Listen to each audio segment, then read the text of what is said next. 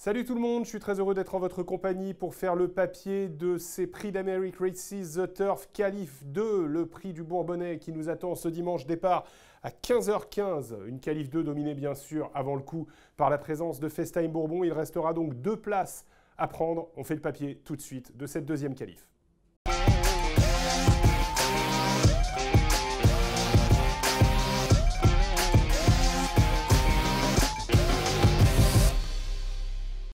Et avant de se lancer dans l'étude complète de cette deuxième qualif, je vous rappelle que vous pouvez suivre toute l'actualité de cette grande course sur notre site equidia.fr, plein de reportages, les insiders. Suivez-nous également sur tous nos réseaux. Et si vous aimez, faites le papier, faites-le nous savoir. Likez la page et abonnez-vous à notre page YouTube.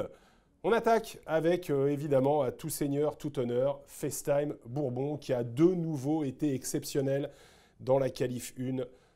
Une 11-4 en rigolant, en étant repris pour finir par son driver Eric Raffin. C'était exceptionnel et comme d'habitude, son driver a pu jouer sur sa qualité de vireur fantastique. Il a été très détendu. Eric Raffin le disait après la course, ce qui m'a plu, c'est que le cheval, là, voilà, là, il est aux ordres, il fait ce qu'on lui demande, ni plus ni moins. Il a été formidable dans le tournant, des fractionnés en 1-8. Il s'est détaché dans la dernière ligne droite et je vous le disais, Eric Raffin, c'est même permis le luxe, vous allez le voir sur ces images qu'on vous reproposera un dimanche pour la qualif 2, de reprendre ce qui a donné l'illusion que les autres revenaient sur lui. Mais en fait, c'est juste FaceTime Bourbon qui avait fait le boulot. Bon, voilà, il est juste au-dessus des autres, il n'y a plus grand-chose à dire, il est stratosphérique. Rappelons qu'il avait gagné, peut-être pas sa victoire la plus brillante sur l'hippodrome de Vincennes, ce prix du Bourbonnais l'an passé, en ayant été un instant fautif. Au départ, un instant. Presque il avait mis un mot d'excuse pour dire « Excuse-moi, j'ai pas fait exprès, je me remets au trot ». C'est peut-être sa seule petite faille encore, s'il fallait en trouver une. Mais bon, il a été parfait à l'entraînement cette semaine. Pierre-Emmanuel Goetz est allé le voir chez Sébastien Garato mercredi. Il a fait ses 4 lignes droites comme d'habitude et vous voyez que le cheval est d'une grande souplesse. Il a été parfait, c'est ce que Sébastien Garato nous a dit. Tout se passe pour le mieux pour cette qualif 2 du prix d'Amérique Races The Turf. Il va gagner, sauf catastrophe. Étonnant a été un superbe deuxième, presque étonnant. On se souvient qu'avant la course, Richard Wessering avait dit on va peut-être faire des réglages, on va peut-être enlever le bonnet, on va peut-être changer 2-3 trucs. Finalement, il y a eu petit changement dans l'embouchure, mais le bonnet, il l'avait toujours.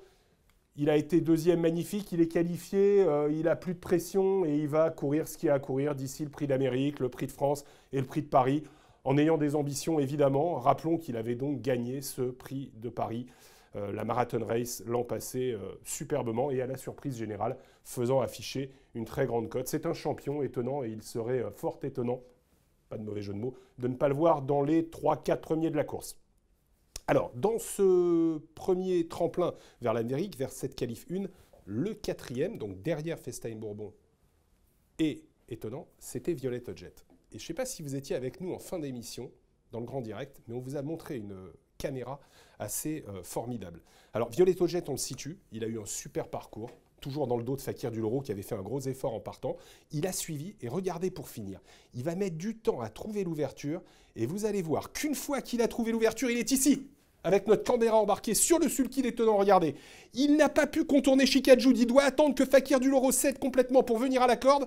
Et regardez l'effet sur étonnant, il vient mourir à la 4e place. Si Franck Nivard peut contourner de façon un peu plus précoce Chicadjoud ou plonger en dedans un peu plus tôt, Violette Jet est sûr dans les 3 et il est qualifié. Il va donc tenter de se qualifier. Il n'a pas de marge, il lui faut le très bon parcours, mais c'est un cheval qui est rompu à tout ce qui se fait de mieux sur la grande piste. Et rappelons quand même qu'au mois de juin, dans le prix Chambompé, il s'était payé le luxe de devancer Davidson Dupont. Étonnant. Alors, bon, ce jour-là, c'est Dorgos de Guez qui avait gagné, mais qui avait été disqualifié pour des problèmes d'allure. Violette Jet, candidat très sérieux au podium et en tout cas au quintet. Dans cette course, il y avait donc également Chicadjoud qui avait fait pas mal d'épaisseur, deuxième épaisseur, nez au vent ce jour-là. Bon, elle est 5e. Est-ce qu'elle peut faire mieux ce dimanche? C'est pas impossible. Ce qui est sûr, c'est que Chicadjoud avait été déjà très bonne dans une course hyper tactique, on s'en souvient, qui était marquée par donc le retour à la première place qu'il avait fui à Vincennes depuis un petit moment de Chicadjoud, dans laquelle elle battait Fakir du Loro.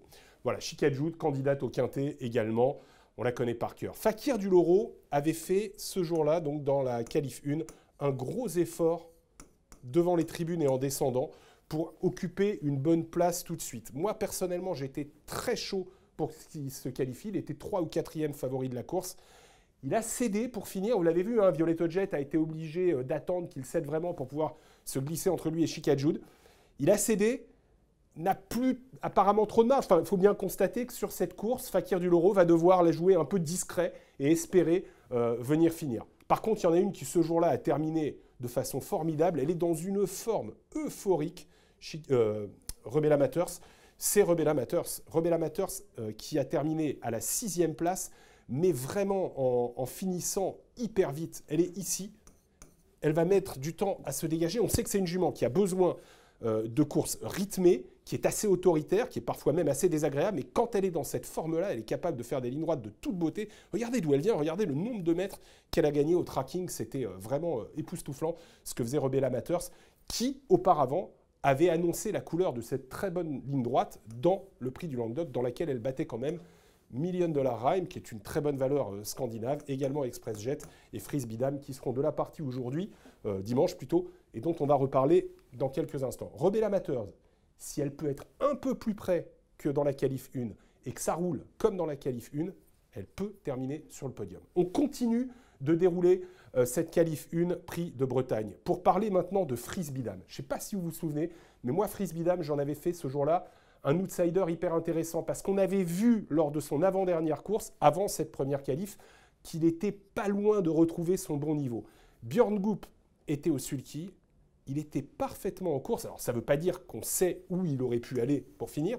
Kazakh losanger rouge, mais regardez, et blanc, mais regardez ce qui va se passer. Le cheval, sans aucune raison, alors qu'il est dans le dos de Cara Williams, va faire une faute et disparaître. Il se trouve qu'il s'est mis un coup dans le genou et que Richard Westerink en avait gros sur la patate après la course parce qu'il était persuadé que sans faute, son cheval qui revient très bien aurait au moins terminé dans le quintet. Il revient avec Frisbee Dame. Attention, c'est peut-être une cote très intéressante. On continue ce prix de Bretagne qualif 1 avec Diable de Vauvert. Un peu décevant. Alors, Diable de Vauvert, il avait très bien couru à Laval.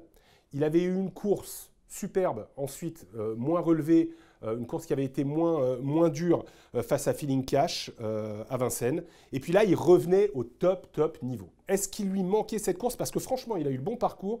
Il n'a pas pu jaillir comme il l'avait fait lors du précédent meeting d'hiver. Est-ce que tout simplement, c'est parce que le niveau, on vous le rappelle, hein, 11,4, et lui, Diable de Vauvert, il est 11,9, c'est-à-dire c'est un de ses plus grands chronos à Vincennes, mais il n'est pas qualifié, contrairement à l'année dernière. Donc est-ce que c'est parce que c'est le niveau qui était trop haut pour lui, ou est-ce qu'il avait encore besoin de cette course?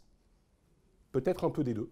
Ça ne veut pas forcément dire que ça va beaucoup mieux se passer ce dimanche. Rappelons que Diable de Vauvert avait quand même décroché son ticket pour l'Amérique l'année dernière. Également Détroit Castellet, bon, qui clairement là manquait dur. Ça s'est vu, hein, il n'était absolument pas prêt pour cette course. Sa condition est sur la montante. Est-ce que ça va suffire? Pas sûr, il est quand même là en train de se heurter au top niveau du meeting d'hiver des Trois Castellets. Feeling Cash, bah, c'est direction le Cornulier. D'ailleurs, son entourage a confié à nos reporters qui interviewent les entraîneurs de Quintet à 2 jours de la course que le hit allait être fait au trot monté. Hit au trot monté, selon toute vraisemblance, dimanche. Bon, bah, Feeling Cash, pareil, hein, il a eu un super parcours, il a fait sa course, mais il n'est que 12e. On ne peut pas lui interdire d'être 5e, mais moi, personnellement, je ne le garderai pas, sachant que ses objectifs seront plus tard. Cara Williams, bon, bah, regardez, papier récent de Cara Williams. Il est clairement plus le cheval qu'il a été juste après le critérium des 5 ans, quand il était au top niveau. Moi, je trouve que c'est très dur. La dernière fois, il a eu encore une fois une bonne course, mais il n'a jamais été menaçant. C'est pas facile. On continue ce prix de Bretagne. Vous avez remarqué, je ne vous ai pas encore parlé de Davidson Dupont et d'Elia Dupomereux. Outre Festime Bourbon, je garde le meilleur pour la fin. Enfin, les meilleurs. Zacconjo. Alors ça, Zacconjo, par contre, c'est un peu particulier parce qu'il a été assez bizarre dans l'avant-course. On se souvient ce jour-là qu'il y a eu 5 minutes où ça a tourné dans les airs, faux départ, on revient, on tourne, on rentre, on ressort, messieurs sortez, etc. Et Alexandre Abrivard, qui drivait le cheval, avait eu les ordres de Jean-Michel Bazir de faire calme en partant. Or, Zacconjo, qui est un des rares trotteurs à avoir fait tomber Festime Bourbon, c'est un cheval qui a l'habitude de courir parcours de vitesse en Italie, 1600, 2000 mètres max, et qui donc est à fond du départ à l'arrivée. Là, on lui a demandé de faire cool au début. Il n'a pas trop compris. Regardez ce que nous dit son entraîneur, Jean-Michel Bazir. Tiens, d'ailleurs, c'est pas seulement l'entraîneur. Il sera au sulky, Jean-Michel Bazir, dimanche, de Zacconggio. Il veut voir. Il n'a pas compris grand-chose dans le Prix de Bretagne. Il a fait des manières dans les raquettes avant de se montrer allant dans la première partie du parcours. Il n'a pas compris qu'on lui demande d'être cool, quoi. Il a beaucoup travaillé depuis, mais n'est pas très démonstratif. Ça, il nous l'avait déjà dit avant le Prix de Bretagne. Je le défère des 4 pieds, je me mets au sulky pour qu'il me montre de quoi il est capable. C'est l'instant de vérité. Cette deuxième qualif des Prix d'Amérique Races the Turf pour la Legend Race, c'est l'instant de vérité pour Zacconggio. Bon, étoile de bruyère, formidable, jument au trot monté, remarquable derrière Mind Your Value dans le prix Reynolds, mais bon, à ce niveau-là, ça paraît très compliqué. Pareil pour Billy Billy, qui n'a pas été disqualifié au trot attelé, il n'en a pas fait tant que ça des parcours sans faute au trot attelé. C'était pas si mal hein, dans les 2 premiers tiers du parcours, après il a manqué gros, il va mieux courir en progression, mais ça ne suffira pas hein, pour faire l'arrivée, clairement. Billy Billy, c'est le vrai cheval de trot monté. L'objectif, il est ailleurs, on le sait. Express Jet. Là, on est hors ligne. On passe dans les chevaux hors ligne de la qualif 1. Express Jet, c'est un super cheval qui m'a bien plu lors d'une de ses sorties récentes à Vincennes. Mais moi, il y a un truc qui me chiffonne quand même, c'est qu'il a beaucoup couru. Le 5 décembre, finale du Grand National du Trot. Il est un peu le nez au vent pendant la première moitié du parcours. Après, il trouve le dos de Firello. Mais bon, Express Jet, 7e seulement, à 25 mètres, mais c'est que la finale du GNT, entre guillemets. Donc ça, c'était le 5 décembre. Le 24 novembre, un peu plus de 10 jours avant, il était au Mans, il fait la faute dans le dernier tournant. Le 13 novembre, il court très bien dans le prix du Languedoc, enlevé par Rebel Amateurs. Mais pour moi, il n'y a aucune chance que ça s'inverse. Donc vous voyez que Express Jet, ça fait quand même beaucoup d'efforts répétés. Et je me demande si c'est pas un peu une course qui vient comme ça par opportunisme. Personnellement, j'y crois pas trop. Et je vous le disais, on a gardé 2 des 3 meilleurs pour la fin, à commencer par Delia Dupomereux. Delia Dupomereux qui fait non pas sa rentrée, parce qu'elle a couru à Caen le 23 octobre.